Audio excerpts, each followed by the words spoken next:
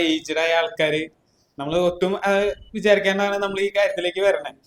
കാരണം നമ്മൾ ഏകദേശം നമുക്കൊരു ഉപകല്പന ഉണ്ടാവല്ലോ, ഒരു 30-40 ഏജ് ഒരു ബിസിനസ് സ്റ്റാർട്ടപ്പ് എന്നാണ് നമ്മൾ വിചാരിച്ചിട്ടുണ്ടായത്. ഇതിനു മുമ്പ് നമ്മൾ ക്ലാസ്സിൽ പോയപ്പോൾ നമ്മൾ ഇത്ര കണ്ടിട്ടില്ല. അതിലെങ്കിൽ ഒരുപാട് സന്തോഷമുണ്ട്. കാരണം ഈ പ്രായത്തിൽ നമുക്ക് ഇങ്ങനെ ഒരു ബിസിനസ് ആയാലും സ്റ്റാർട്ട് ചെയ്യാൻ നമുക്ക് അപ്പൊ യങ്ങിന്റെ മനസ്സ് തന്നെയാണ്. അതിലൊരിക്കലും നമ്മൾ കുറ്റം പറയില്ല, അതിന് ഞാൻ അപ്രീഷിയേറ്റ് ചെയ്യുള്ളൂ.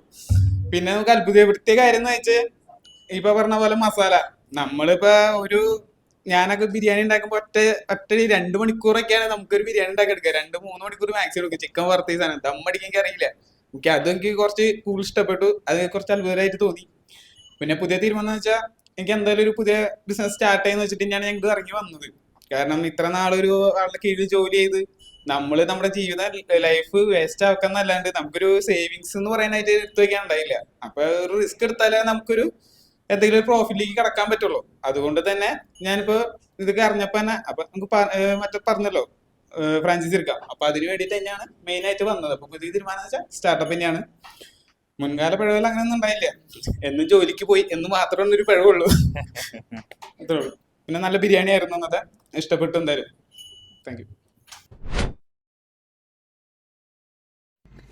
നിക്ക് പോകാൻ പറ്റേ സബ്സ്ക്രൈബ് ചെയ്ത് ബെൽബട്ടൺ അടിക്കണം. അപ്പൊ അടുത്ത വീഡിയോ കാണാം. നിക്ക് പോകാൻ പറ്റേ സബ്സ്ക്രൈബ് ചെയ്ത് ബെൽബട്ടൺ അടിക്കണം. അപ്പൊ അടുത്ത വീഡിയോ കാണാം.